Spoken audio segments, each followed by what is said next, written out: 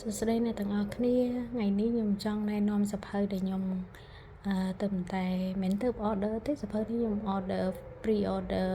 អាចថាចូល2អាទិត្យឬក៏1ខែហើយខ្ញុំធ្លាប់បាន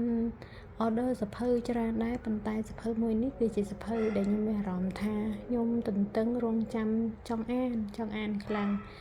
ចឹងឥឡូវខ្ញុំបានមកដល់ដៃហើយចង់ដឹងថាសភៅនឹងជាចំណងជើងអីគេតោះទៅមើលទាំងអស់គ្នាចាស្រុកខ្មែរពីដើម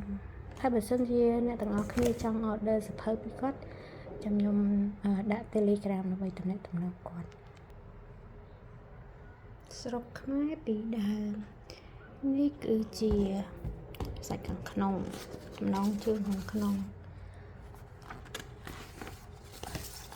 ដែលនិយាយអំពីត្រាគ្រាវិវត្តនៃរាជធានី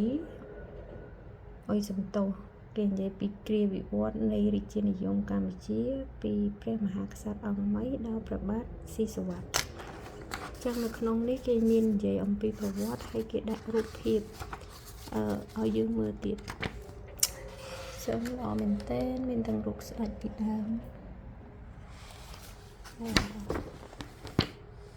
ហើយនេះអូច្រើនមែនតើនេះ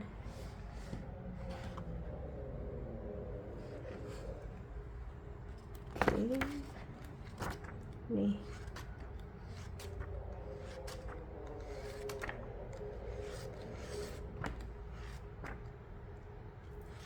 ខេបើចង់អានចង់ឃើញអាច order បានបាយ